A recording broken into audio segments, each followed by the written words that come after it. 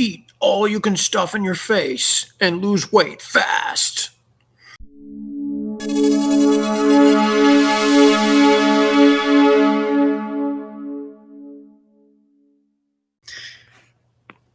Hey everybody, it's me again, Jeff, the SP Spaz, here with another Fit Friday video.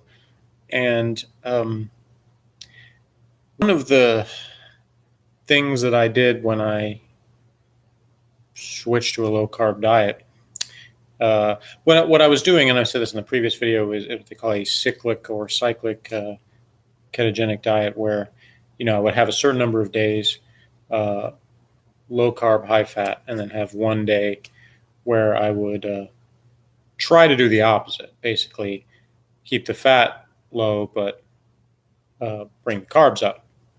And of course, as many of those carbs that were so-called healthy carbs, more natural, whole food type stuff, vegetables, and, whole grain stuff or starchy vegetables and things, things like that, as opposed to just having junk food. The more like that, the better. But at first, I didn't really restrict myself on that day. As I went on and started to stretch the amount of time that I would go in between these carb up days, because I was having more of a variety of foods, even on my low carb days, I was eating more vegetables and nuts and things like that. So I was having more carbs, just still keeping it. Some people have asked me like what my carb limit was. I never exactly measured. I mean, I did look at the carb counts of different things I was having.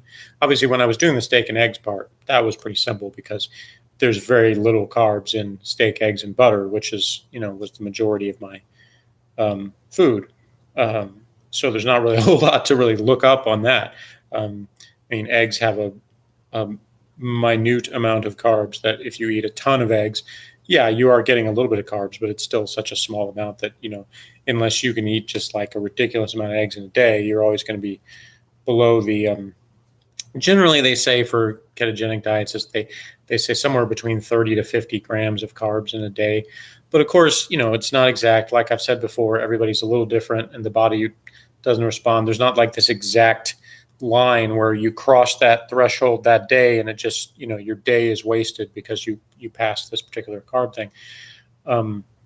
It's not quite that simple, which is why it's funny that there are people that make such a huge deal about exact calorie counts and exact carb counts of things for a couple of reasons. One, because every count that you see in foods or recipes, but especially packaged foods, it's always an estimate anyway, because they don't know exactly, they can't calculate exactly how many calories or carbohydrates are in something. And because not everybody's body processes it exactly the same way.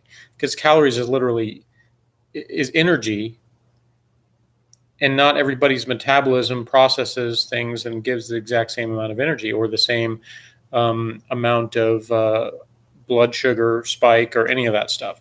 So all of that stuff is estimates to begin with. So the people that are just really like overly specific about, oh, you can't have this thing because it's like 2 grams of carbs over the thing, or it's this number of calories. It's a little bit silly. I'll just say that. But, if that's your thing, again, I'm all about what works. I'm all about results. So if you're somebody who has gotten, good health results from, being really, really picky about calorie or carb limits or whatever, hey, that's if it works, it works. For me, that would drive me crazy. I wouldn't be able to do that. But I still did pay attention and tried to shoot. Basically, if I tried to basically avoid carbs where it was just what I was getting was sort of the residuals. So like the vegetables that are naturally fairly low in carbs, they obviously do have some, but you can have quite a bit and not really, go over that, that 50 grams or even 30 grams in a day if you don't, add things. You don't add sugar and you don't add these other items. Like I said, except for when I was doing the 1 carb day. later on down the road, and I'll get to this in a future video, I started doing longer periods of time without any carbs, and my record was 57 days. And like I said, I'll do a video later about those specific why I did that and how I did that and all those kind of things. But still, in the earlier stages, when I was kind of transitioning from the steak and eggs to a little bit more variety of a ketogenic diet, I started to, obviously I wanted some variety. I wanted some other things. And when I talked before about how, like, one of the things that I would have on those carb days was pizza. Obviously, and I had days where I just didn't want pizza. And so it was sort of like on my carb day, I didn't want pizza.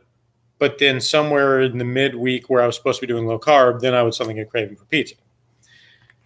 So the only times I would really start to struggle when there were particular things, I was like, man, I could really go for some enchiladas, or I could really go for some pizza, or, my office coworkers and I would go out to lunch, and, they want to go to a Tex-Mex place, and you can eat Tex-Mex low carb, but you pretty much, it's mostly going to be meat and cheese, maybe some vegetables if they have some available. But, it's tough because Mexican places, they'll have a lot of tortillas and chips and things like that. And so it's real easy to start, to be tempted by such things. Amazingly enough, I got to a point where I had no problem sitting there while the chips and salsa was on the table and not eating any chips. And I never thought I would be able to do that. If you told 2 years ago me, you're going to be able to, like, regularly go to a restaurant where there's chips on the table and not eat any, I would have been like, yeah, right. Those are those weird health nut people, not me,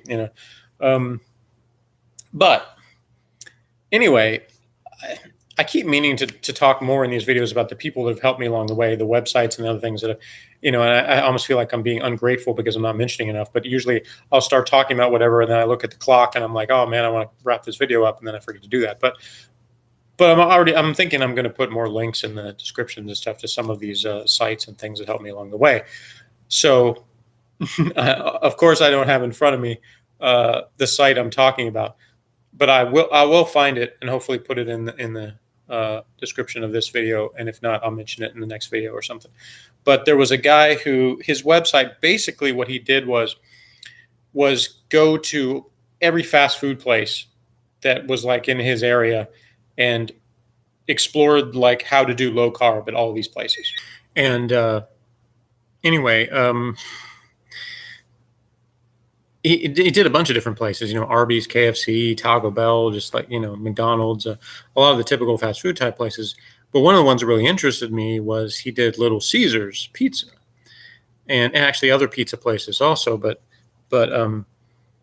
that one, he said that he could actually call ahead to Little Caesars and have them make a crust out of cheese as opposed to the flour crust. And sometimes they would do it. Like, he would ask for the manager, and if someone was available who knew how to do it, they would go ahead and do it. So that was interesting. I never actually tried that in terms of asking for that. I did attempt to make my own cheese crusts and cheese taco shells and things like that at home. I had some success with that. It was kind of mixed results, but I like to play around with things, but I'm definitely somebody who trial and error, emphasis on the error when it comes to my cooking and food preparation adventures. But I definitely do plenty of eating out, and so the idea that one of the major ideas he said is, if you can't get the cheese crust or whatever, you can basically just use like a fork and pull the toppings off of the crust, and just eat the toppings. And it's kind of amazing that never really even occurred to me, and of course the toppings, you can still have, there's going to be some carbs in toppings. Obviously, if you have tomato sauce, a lot of commercial pizza places use sugar in their tomato sauce and things like that. So it's not carb free. I don't want to mislead you. But obviously, the bulk of the carbs that come in pizza are in the crust, especially the thicker crust. So that's where, one piece of pizza or two is probably going over the most of those daily carb limits just because of that bread, the flour. Whereas if you ate just the toppings, then yeah, you'd get some there's probably some sugar in the sauce, and possibly in some of the other toppings. The pepperoni and things may have some preservatives, cornstarch, or who knows what they put in any of that stuff. So there could be some other things in there, but obviously they're not nearly as much as eating the pizza crust.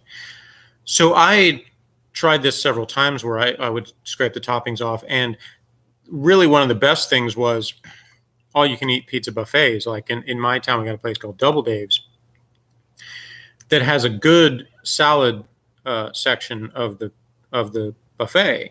They didn't used to, but they made it a lot better. They added like some actual like spring mix greens and some of the other vegetables they added.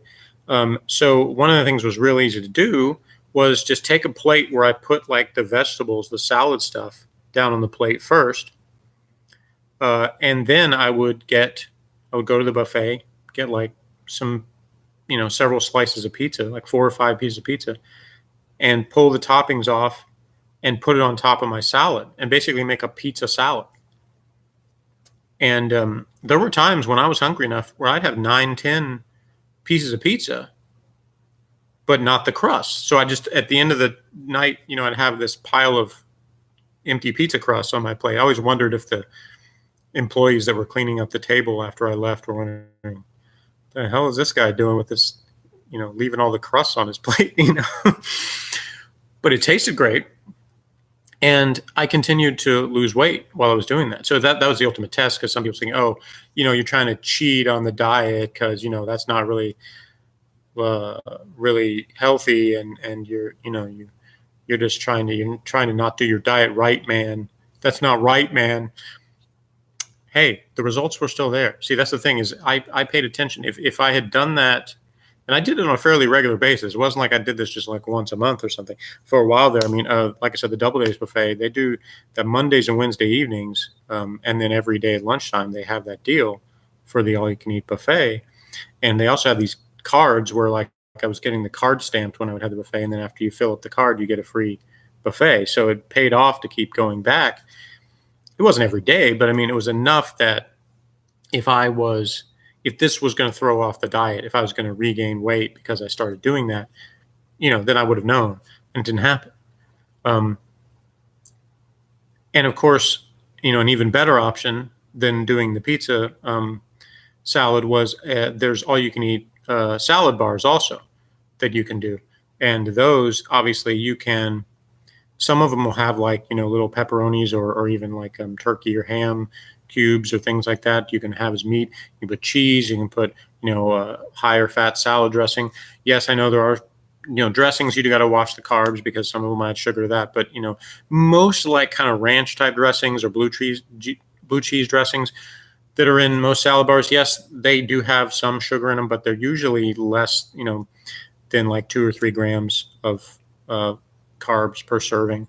Obviously, if you have a bunch of servings, that'll add up. But it's just, you just kind of got to be wise about it and not go overboard on those things.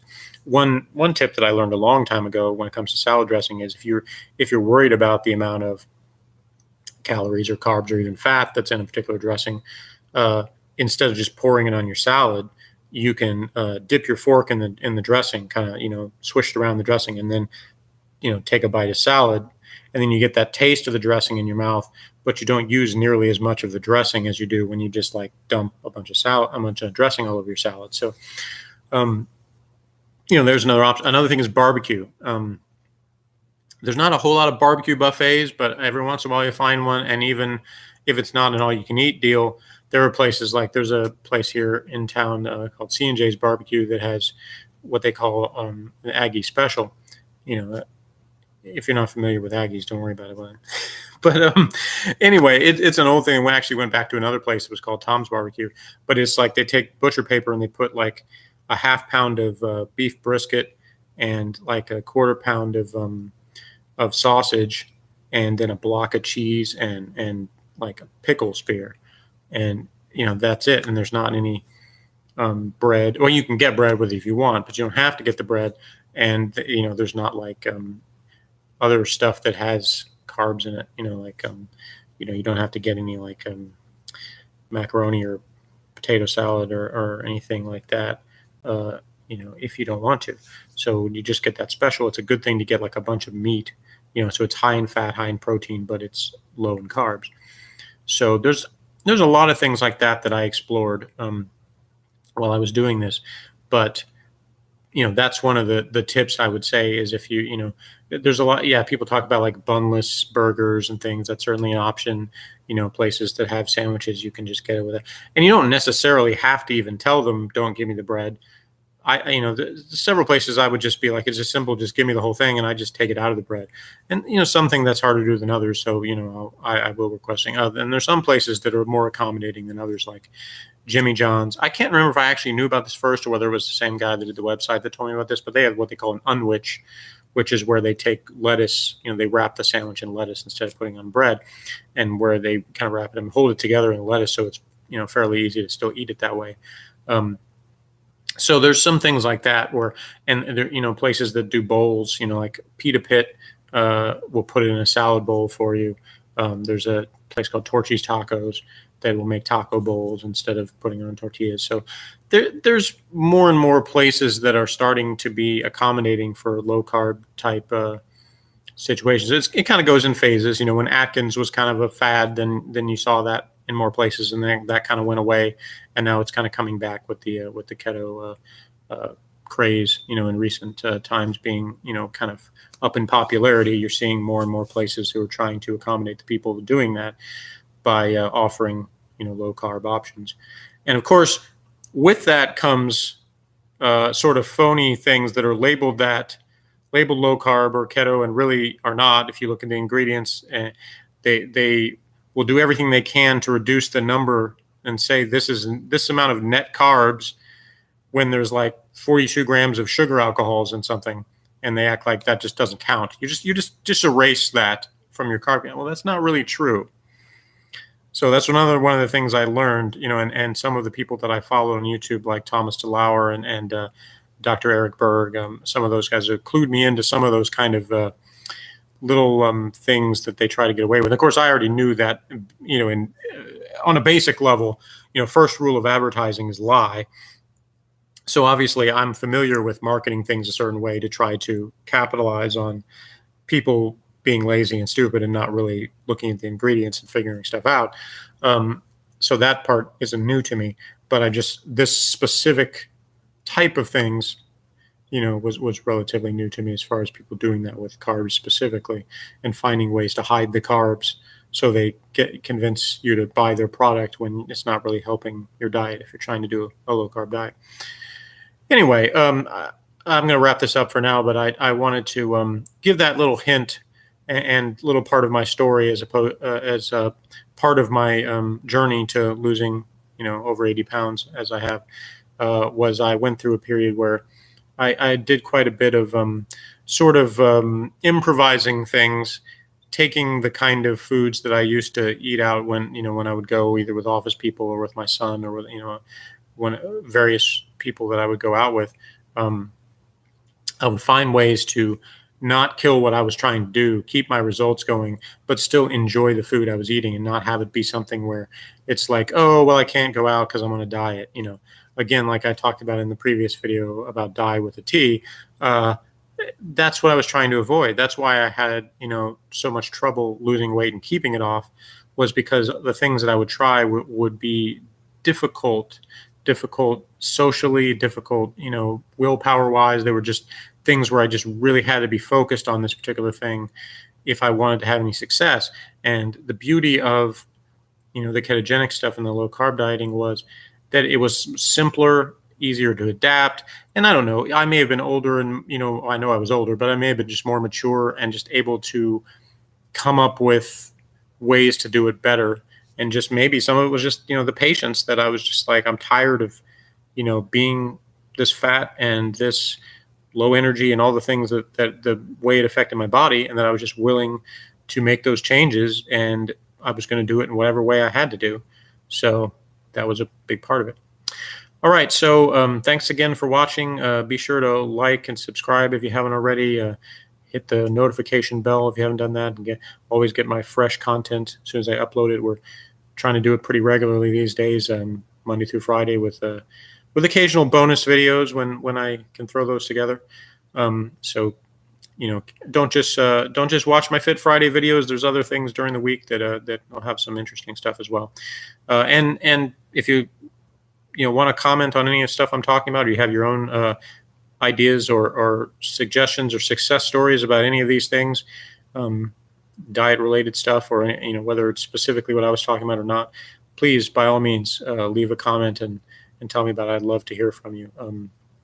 And as always, you can ask questions about anything I've talked about or anything you want, and I'll try to get back to you on that as well, maybe even in a video. So thanks again, and we'll see you next time.